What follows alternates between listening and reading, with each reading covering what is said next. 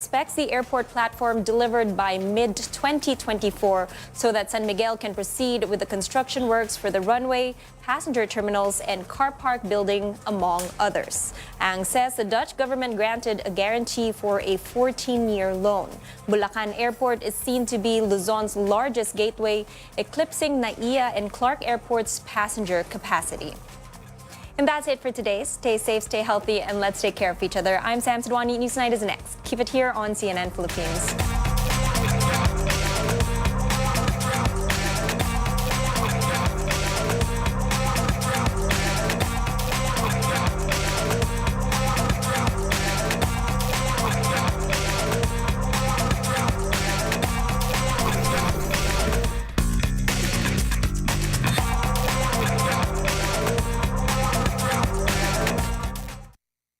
Now that infrastructure gaps are ready to be filled, driving forward on the road to progress is now green and go.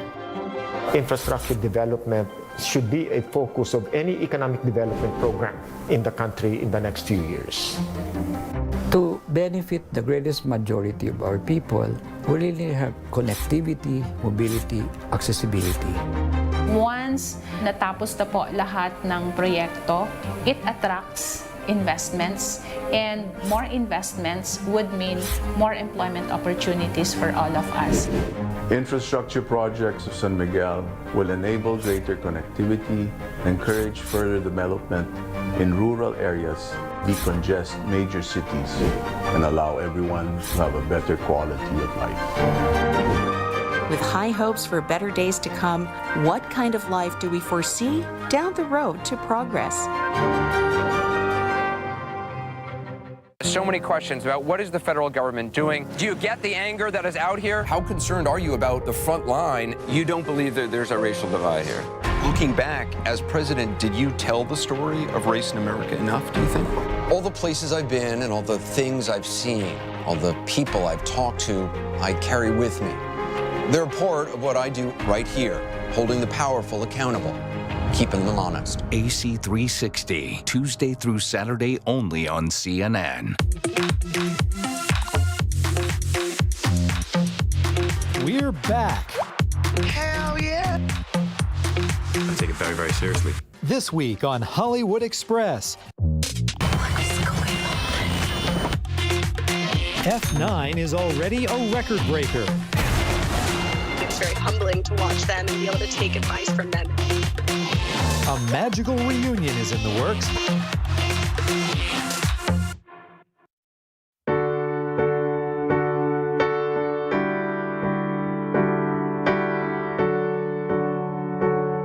Bago pa lang mag-lockdown, pumunta na ako ng Lipa, Batangas. Nag-set up na ako ng kitchen doon. It was a lockdown kitchen.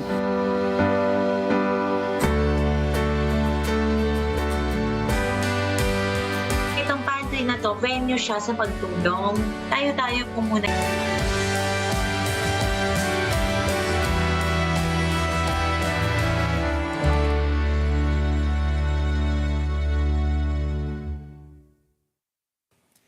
Every night, we take a hard look at the stories and provide you with multiple points of view from here and around the world. Now, we'll bring you more news you can use from the trading floor and the global markets, and bring you more news you can trust in business and finance. Buy, sell, hold on The Final Word, weekdays at 9 p.m. only on CNN Philippines.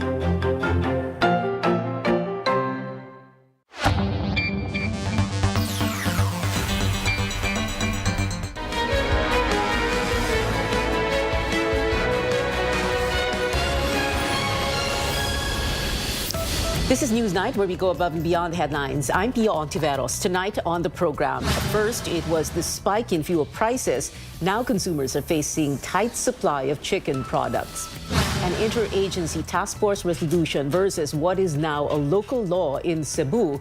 National and local officials insist on conflicting policies on the use of face masks amid an uptick in COVID-19 cases. And 4 days apparently are not enough. American pop rock band Lenin will hold another night of concert for fans here in Manila. A Apart from costly fuel, consumers have another thing to worry about, as chicken products have not been spared from what the Agriculture Department calls a looming food crisis. Prices are up and supply is tight in public markets and even in some restaurants. More from our Melissa Lopez.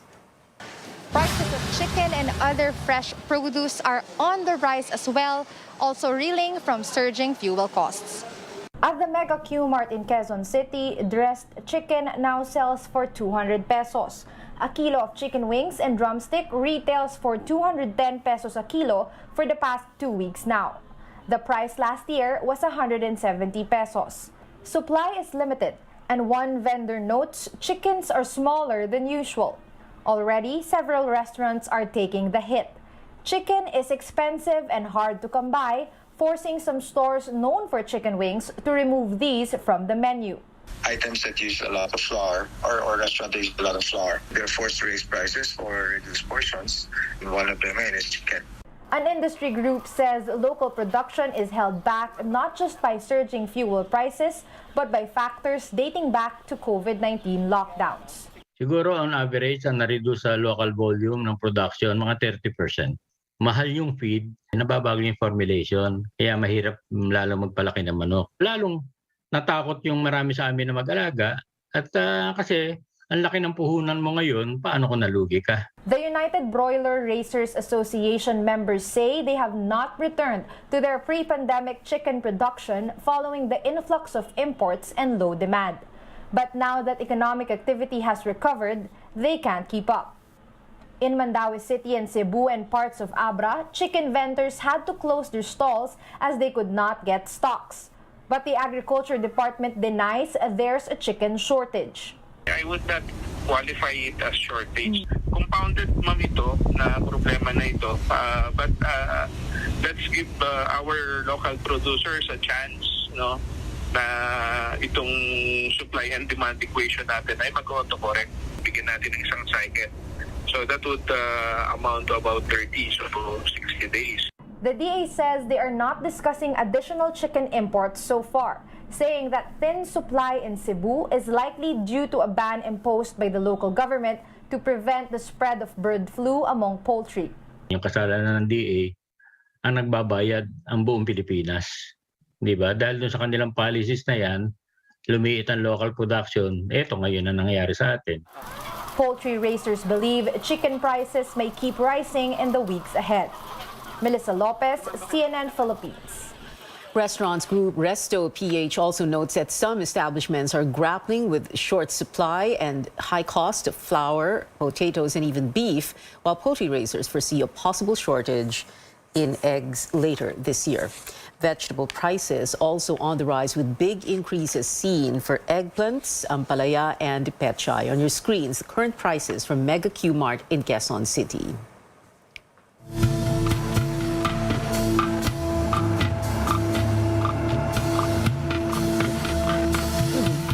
Motorists are digging deeper into their pockets as the new round of fuel price hikes takes effect today. That is more than 4 pesos per liter for diesel, 2 pesos and 15 centavos a liter for gasoline, and nearly 5 pesos a liter for kerosene.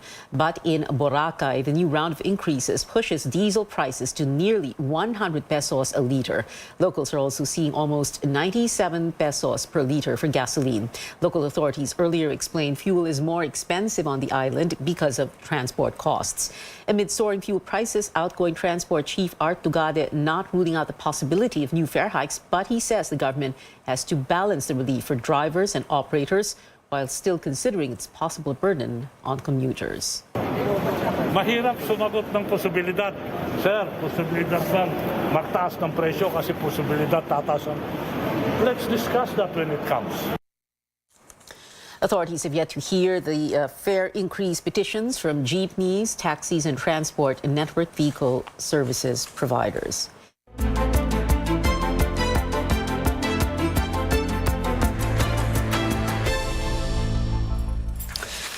A tug of war on the face mask mandate between Malacanang and the Cebu provincial government. The palace maintains IATF rules will prevail over LGU executive orders. The Interior Department has instructed the police to carry out existing resolutions from the cabinet-led pandemic task force. But just this afternoon, the Cebu provincial government institutionalized the policy on optional face masks outdoors. Let's get the details from our Cebu-based correspondent, Dale Israel. Dale, what can you tell us? Ngayong gabi, Pia, it's official. The Cebu Provincial Board unanimously approved a local ordinance which basically adopts the much talked about executive order of Governor Gwen Garcia. That EO aims to rationalize the wearing of face masks in the province. Now, a special session was conducted by the board to cover the approval of the ordinance authored by board member John Ismael Borgonia.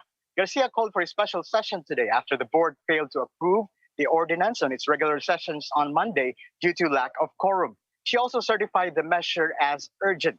It was smooth sailing for the measure, which passed without any objections. The discussions and approval lasted, less than 30 minutes. Under the new ordinance, wearing a face mask will only be required inside enclosed or air-conditioned spaces or in crowded places. Residents exhibiting COVID-19 symptoms are also required to wear one. Wearing a mask will also be optional outdoors and in well-ventilated areas. According to Borgonia, there will no longer be any basis for the police to arrest people not wearing masks because of the new ordinance. If there are challenges to the validity of the ordinance, he said, it will only be done in the proper court. Now, the board member also said the new ordinance will be effective upon signing by Governor Garcia and 15 days after publication in a newspaper of general circulation. Back to you, Pia. Dale, the Cebu Provincial Police Chief was relieved. What do you know about that? Pia, Police Colonel Engelbert Soriano was relieved as director of the Cebu Provincial Police Office effective June 12.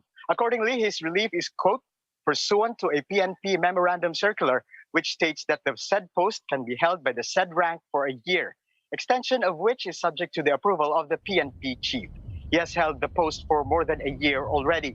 It was also said that it is, quote, for career advancement.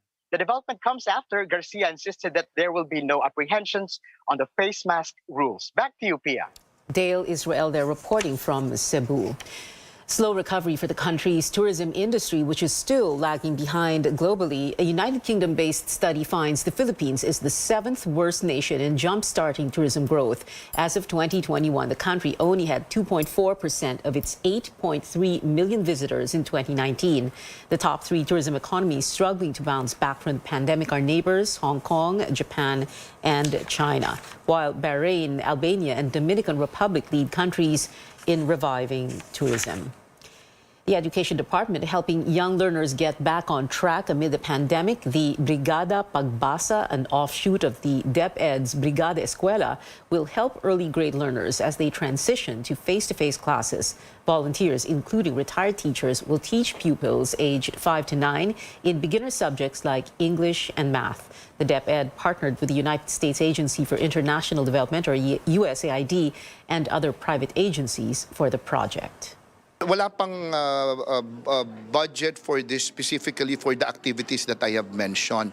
We have we launched this prior to the pandemic. Unfortunately, COVID happened. Kaya po yung disenyo po nito na magkaroon po sana ng mga volunteers tayo from the private sectors na pwede pong tumulong after school setup. Mga bata na hindi gaanong marunong magbasa. We believe that raising the next generation of leaders begins with raising good readers in the early years. And this endeavor involves not just the schools, but also the leaders in the community. The DepEd hopes to start the program by next school year, pending approval from Vice President-elect and Education Secretary-designate Sara Duterte. The country has seen an uptick in COVID-19 cases in recent weeks, with infections rising faster here in Metro Manila. The Okta Research Group projects cases in the capital region could reach up to 500 by the end of the month. Straight ahead, the development in the case of the SUV that rammed a security guard or ran over a security guard in Mandaluyong City. The Justice Department issues an immigration lookout order against the car owner. while this pop rock band seems to love its Filipino fans so bad, Lenin announces a 5th night for its comeback concert in Manila. More when we return.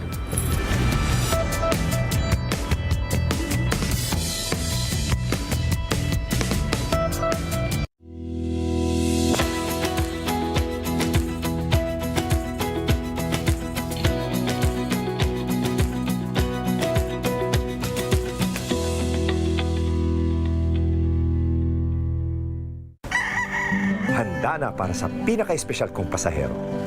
Tay, tara na. Natatandaan ko pa ng mga panahong naghihirap kami. Ito na kami ngayon. Buti na lang palaging nandyan si tatay para suportahan ako. Tay, nagawa na natin. Dahil sa pagsisikap at tiwala sa Diyos, naging matagumpay ang ating pagtatapos. Ang mabuting balita ay hatid sa inyo ng MX3. Fried chicken? Timplang happy! With easy-to-cook Magnolia Chicken Timplados. Iba't ibang sarap ng chicken, kaya. Anong Magnolia Chicken Timplados mo? Iba't ibang easy chicken sarap. Gintong dagat ang pagitan. San Miguel, Pilsen ang nasa pagitan. Laging nasa pagitan na San Miguel, Pilsen, sarap laging kasama. Land Bank has always believed that in this country, we have to dream big. And so we learn to build something out of nothing, improving the quality of life for our people so that we can keep in step with a brave new world and make our big dreams come true. Now it's time to live the light life. Let's have Sunmig Light with the sun out. Any hour is now happy hour. Ang katapusan ng bawat kwento, may inuumpisa ang bago. Get into the light life. Sunmig Light. We have the power to protect Mother Earth, keeping it cleaner and greener, to preserve our one and only home. Powering the good life. Meralco.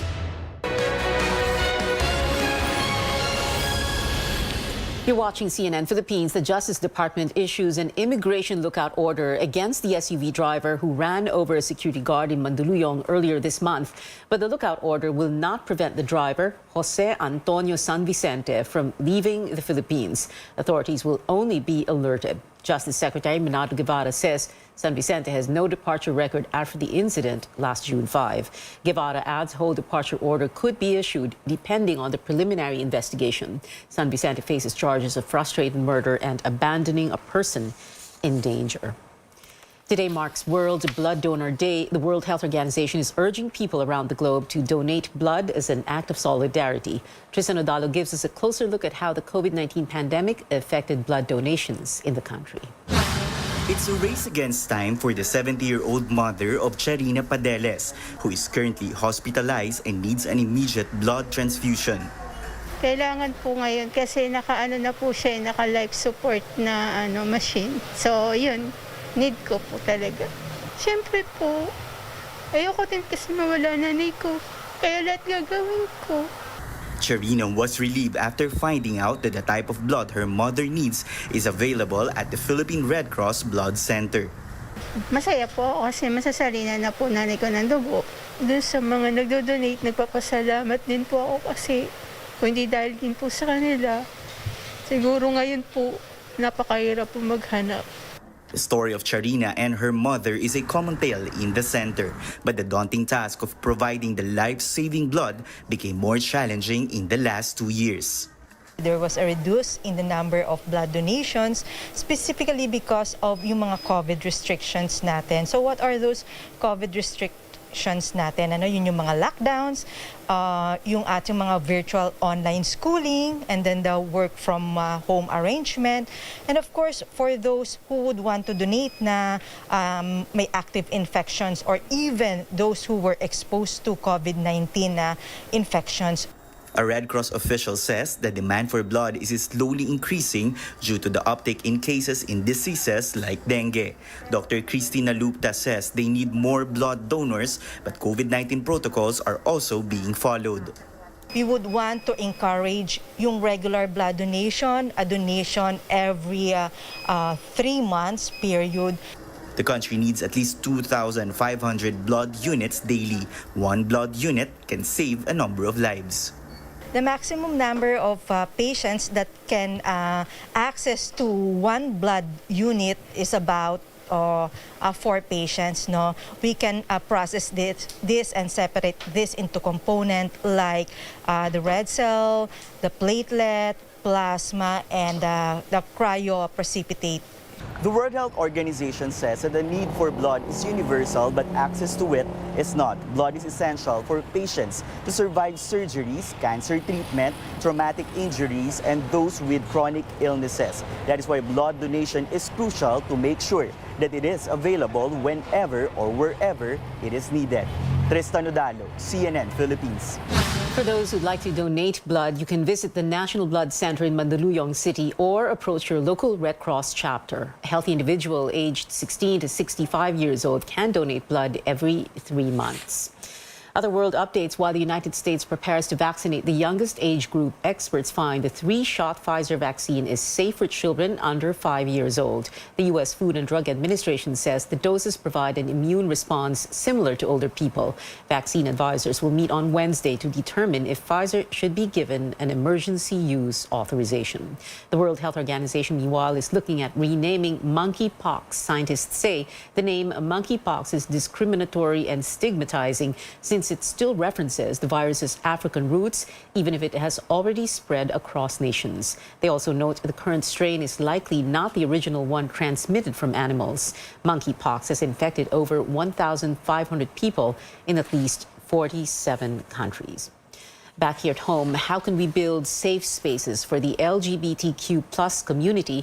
Some organizations are working together to make that happen. Stanley Gahete has the details. The Nayong Pilipino is aiming to gather pertinent data from different sectors, particularly from the LGBTQIA+ community, to create and ensure a symbolically secured place for everyone.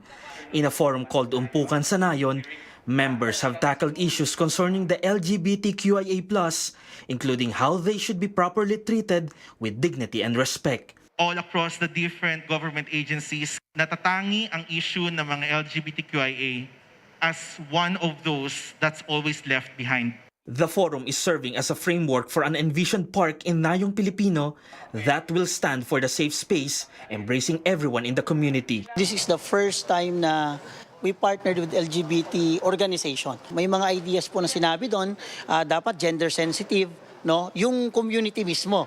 Nayong Filipino employees will also be trained to be more open-minded and embracing when dealing with gender-sensitive issues. Kami po sa Nayong Filipino, we have the Cultural Leadership Institute. Kami muna alam namin, bago po namin maibigay po sa iba. The National Library, meanwhile, has started researching on different concepts in Philippine history and literature that have LGBTQIA+ contexts. Baka ang dapat natin natignan is ano yung ginagamit na terminology nung lumang panahon? Kasi ang ating terminology ngayon na ginagamit ay bago. Participants believe that creating a safe space park and a library research index of history and literature on LGBTQIA+ could create a huge impact in today's society. Isa po itong napakagandang talakayan kung saan nabuksan yung karapatan talaga ng bawat gender. Meron po tayong social norms na pinapataw sa bawat gender. Ito po yung dapat natin nababasag. Stanley Gahete, CNN Philippines.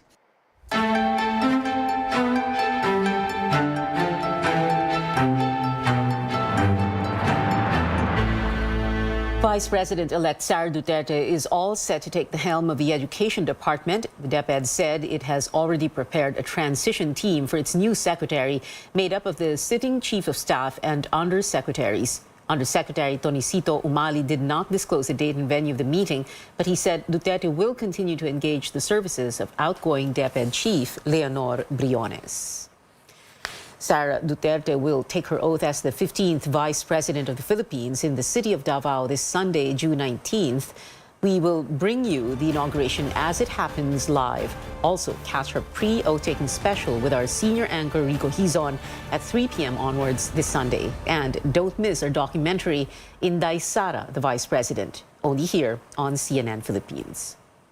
Senator-elect Robin Padilla gets a separate briefing from the Senate Legislative Department upon his request. Padilla says he's ready for the job after a 3-day program where he was briefed on economic and foreign affairs and the legislature. He says he will continue to speak in Filipino in debates. Padilla's first order of business will be to file a charter change bill, adding he will invite outgoing Senators Frank Drilon and Kiko Pangilinan to the hearings. The senator-elect also supports death penalty for heinous crimes. Hindi naman ako naniniwala na yung 26 million na bumoto sa akin dahil si Robin Padilla ko. Sino ba si Robin Padilla? Ex-convict, babaero. Lahat na ng negative eh. Lahat ng negative nasa akin na para hindi mo ako iboto. Pero bakit mo ako binoto? Kasi naniniwala sila sa federalism. Naniniwala sila sa The first-time senator earlier expressed interest in heading the Constitutional Amendments Committee. Padilla topped the senatorial race with over 26 million votes.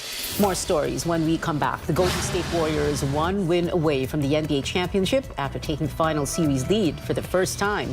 Plus, not just a second chance, but rather a fifth one for Lady fans to see the band live here in Manila. We tell you about the added concert date next on Newsnight.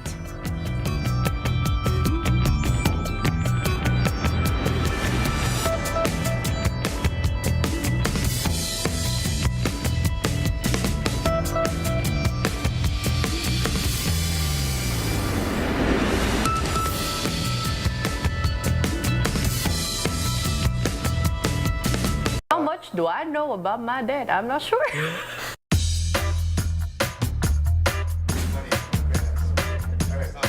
So what distinct trait did you get from your dad? Yeah, the Gio is the carbon copy of my dad now. I would say persistence. Dad kasi has this thing when he makes a joke. If someone doesn't laugh with him, he'll repeat the joke or do another joke until he gets one laugh and he goes, okay, Or at least a okay na giggle. ako. I'm pretty sure that I got my dad's temper. Everything that we do, whether it's at work or it's at home, we usually feel very strongly about it. So when something goes against that order, yeah, we all of a sudden turn into this lawyer. What is the best gift you received from your dad? Yan. Meron akong gustong-gusto na rubber shoes na naalala mo. Yung iniiyakan ko pa sa mall. Tapos parang nakatatlong balit. Best talaga eh. Iniyakan mo eh. Oo, malamang. Humiga ako ng 30 minutes dun sa the store. I got a bike from Santa Claus, and I was like, wow, there really is a Santa Claus. My dad could never afford it. Show your most recent photo with your dad on your phone and tell us the story behind that photo. This is me and my dad. This is after I got my license. He's a boomer and I'm a Gen Z, so I have habits that I do, very expressive, if you will. So dad sometimes copies that, so dad goes, so I go, him teasing me like that bridges our, generation gap. This is a couple of months ago. It was just a nice dinner by the beach. It was also our first, we haven't traveled in over 2 years at this point. About around so that was 2 our years. first family trip. Share your first inuman story with your dad. Ayan. Inuman natin sa third floor. Tinanong ko si Papa, bakit si Mama yung pinili mo? Yun nga, loving, caring, tsaka talagang masikaso. Yun nga, tsaka napikot nga daw kasi siya. My dad gets drunk on a fruitcake. In our home, we used to host these Really birthday- big parties. Yeah. He'd observe us from afar, and then he'd just be like, It's like watching National Geographic. yeah, It's just like we're the animals in the wild. We love you. Happy Father's Day.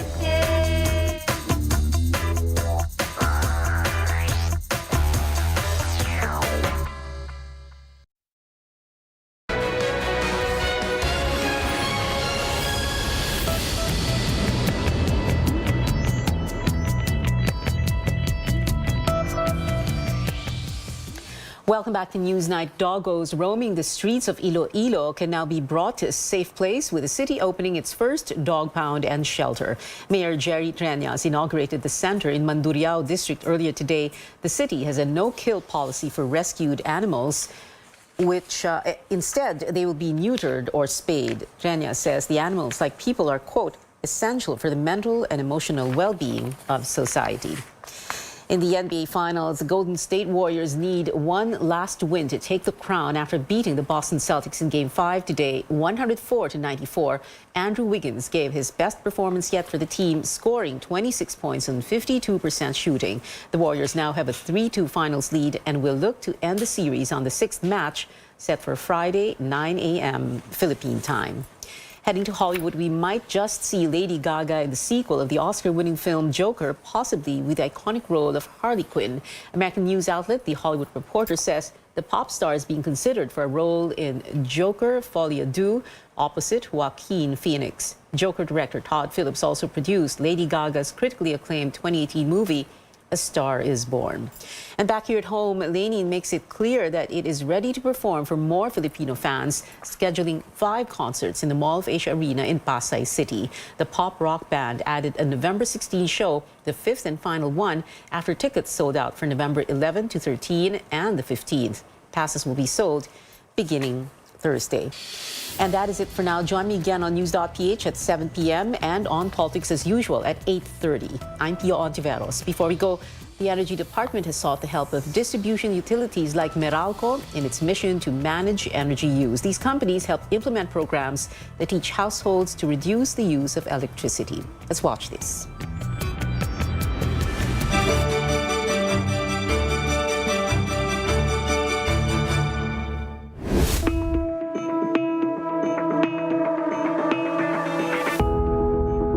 Why it's important to conserve energy, especially at this point in time.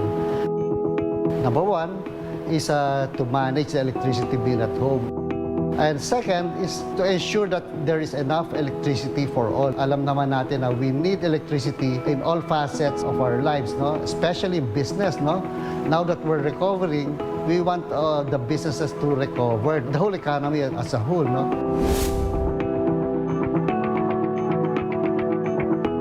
The number one driver of our consumption right now is the effect of the summer heat in our consumption. March to June, at ang impact nito nasa bill natin ng April to July. Kasi kapag summer months, yung mga appliances natin, they work harder, no? Especially yung mga cooling equipment, no? Yung ating mga aircons and refrigerators. So, no-overwork yung kanilang mga compressor, no? At nagtatrabaho sila ng gusto para maramdaman natin na medyo malamig, no? Yung gamit namin sa bahay, TV, we have the washing machine, aircon, electric fan, ref, and yung gamit ng mga bata, yung laptop na everyday talagang it's a need that they have to use that, yung laptop sa pag-aaral nila.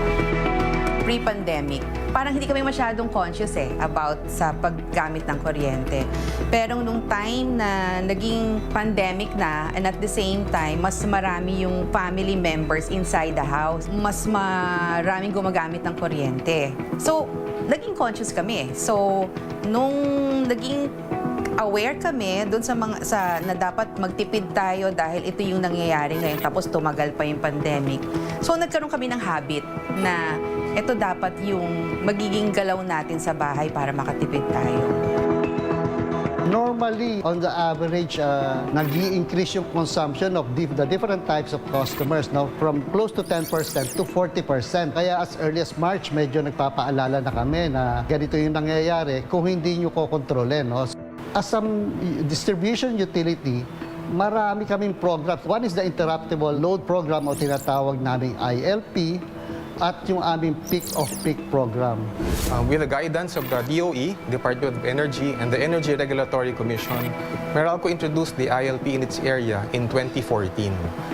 The ILP is a voluntary demand-side management program whereby we request large customers like business establishments to collectively reduce power drawn from the grid during periods of supply deficiency. And then the freed-up power or available supply is reallocated to smaller customers like households, thereby sparing them from rotating brownouts. Another program is the Peak Off-Peak Solution, which is an energy pricing scheme that allows customers to pay lower generation costs during predefined off-peak hours. We will continue our programs, no, especially in energy efficiency. We will continue to educate our customers. Yung energy efficiency cannot be done by Meralco alone, by DOE alone. So it takes all the stakeholders and most especially our customers.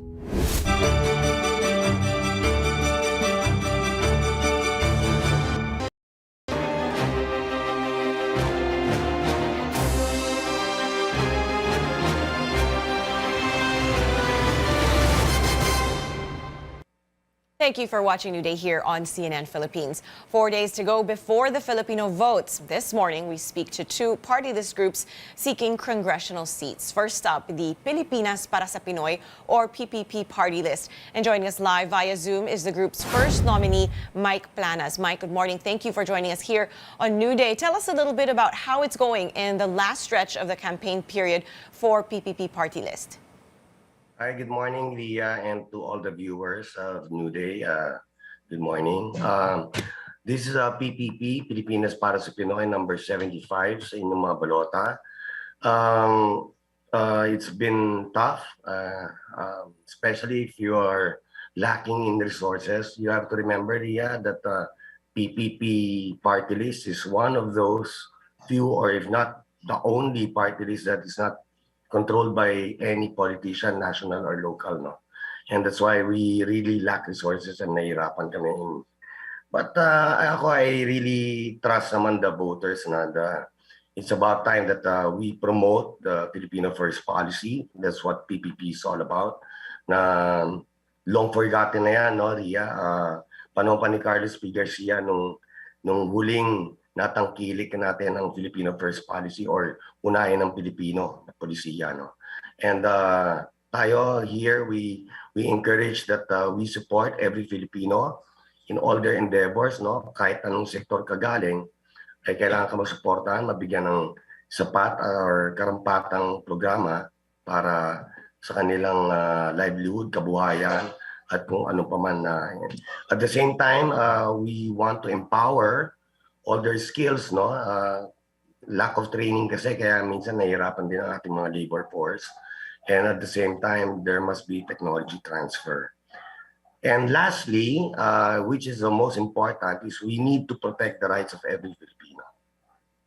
All right. And when you say protect the rights of every Filipino, you're not just speaking about people within the workforce, like factory workers, or people in agriculture, like farmers.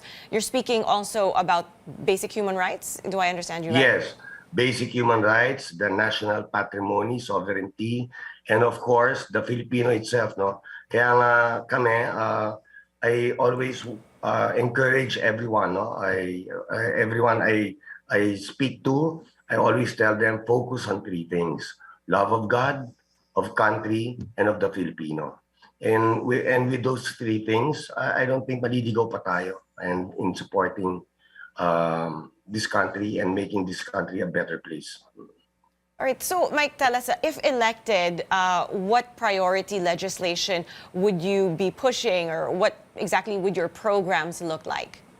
Okay, Ria, you mentioned earlier about agriculture and our food production industry, no? When I was councilor of Quezon City before, I was the one who initiated the comprehensive land use plan, no? Which is now, in fact, being used and passed in Congress to become the national land use plan. But this time, when I enter Congress once elected, we will focus on the comprehensive land use plan for agriculture, meaning all the crops na ang Pilipinas kasi is composed of so many islands, 7,000 plus, and different soil ang mga ano nito, and iba-ibang livelihood, no? May mga dagat na madaling mangisda, merong mga lupang madaling tamnan ng ganitong crop, no? So we must have, together with Department of Agriculture and all our food scientists, no, food production scientists, we must come up with a comprehensive land use plan for agriculture so that ma-maximize natin lahat ng production natin all over the country from different crops. All right. And what other programs will you also be pushing for, Mike, if elected to Congress?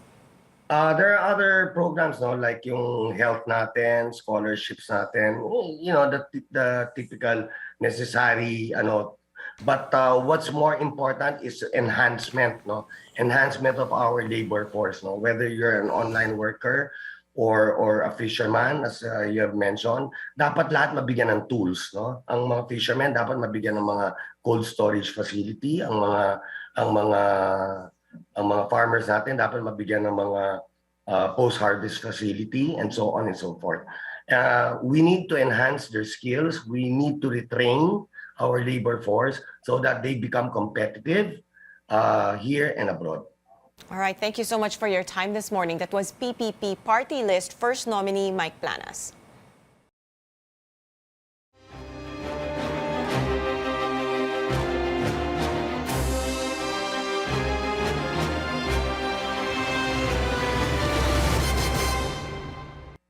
And we continue our conversations with party list groups running in the elections. This time, we focus on BH Bagong Henerasyon Party List, which aims to continue uplifting the lives of Filipinos through its public service programs.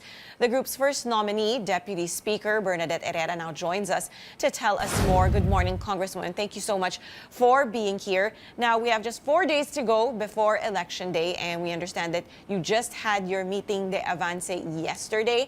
What else are your plans in the final stretch of the campaign period? Well, good morning. Good morning to everyone who's watching. Well, of course, we'll go around as much as we can and then rally our leaders to really vote on Monday. What we're instructing them is to really vote first hour on Monday, so that they have already exercised the right to vote, and then to encourage the youth, the new generation, the new voters to vote. So that's the direction that we're taking now, is to really gather all our supporters in order to make sure that they have to know their precinct numbers, their polling places, and all that, so that they're ready when they vote on Monday. All right. Could you tell us more a little bit about the BH Party List? You're known for producing legislation to uplift Filipinos' lives and providing social services to families. What would your priority legislation be if given another chance to serve in Congress? Well, my priority legislation is hopefully the government can also help every time our people are hospitalized. During the pandemic, all public hospitals were full. So the constituents end up going to private hospitals. And that's the one direction that I want to focus on, in order that government can also help even in private hospitals. We've been doing this through an administrative order of DOH, but I want to make it into a law. At the same time, penalize government for having delayed payments to private hospitals, because that's very important. Private hospitals are already crying for help because PhilHealth has not been paying them. And I feel that we should encourage private hospitals to help our constituents, especially in times of need. And so yan yung isang focus that I want to look into, and more scholarships for college education. We have seen the effect of the free tuition fee in state colleges and state universities. 1.6 million of senior high school graduates are already in college. And that shows us that a lot of youth want to study. So we have to encourage more of that and give more opportunities for private colleges and private university scholarships. That's very important. And one of the bills that we weren't able to pass during the last Congress was the aid for Filipino families, because normally our assistance goes to household, and a lot of families were not able to receive these subsidies or help from government. But I would like to focus more on sustainable programs. Ayoko na po ng mga ayuda na pang isang araw lamang. It has to last for a lifetime. You have to teach them how to fish. But in Bagong Henerasyon, we always say we revolutionize the fishing industry. So you find ways on how they could create livelihood opportunities for themselves. And those are the things that I would like to focus on. And of course, the Water Regulatory Commission and the Department of Water are two pending bills of mine that I would like to refile when I go back to Congress. Now, Congressman, as you've been saying, you focus on other sectors, that of women, youth, as well as micro, small, and medium enterprises. Perhaps you could tell us a little bit about the main challenges in these sectors right now. What are they facing, and how do you plan to address them? Well, one of the things that's facing us is the review of the wage board. If you recall, a lot of workers are clamoring for increase in the minimum wage. But of course, it's going to be a balancing act on how you could maintain the businesses, the small businesses, to maintain their businesses if we adjust the minimum wage. So ito yung very critical in this coming legislation as to how we could manage to keep our small and medium enterprises afloat while helping our workers cope with increase in prices of fuel, increase, of course, the implication of that is increase in prices of several commodities. So we have to find that perfect balance as to how we could encourage small and medium enterprises to really open up and to help our small and medium enterprises. All right, lastly, Congresswoman, any other programs that you will be pushing if you return to Congress? Well, like I mentioned, I would like to really push for private sector support in terms of private hospitals on how we could help our constituents for that one. And at the same time, I would like to really focus on the Department of Water and the Water Regulatory Commission. That's something that's hanging already for the past Congresses, and I'd like to make sure that it would be passed in Congress, this 19th Congress. All right, thank you so much for your time this morning, ma'am. That was Deputy Speaker Bernadette Herrera of BH Bagong Henerasyon Party List.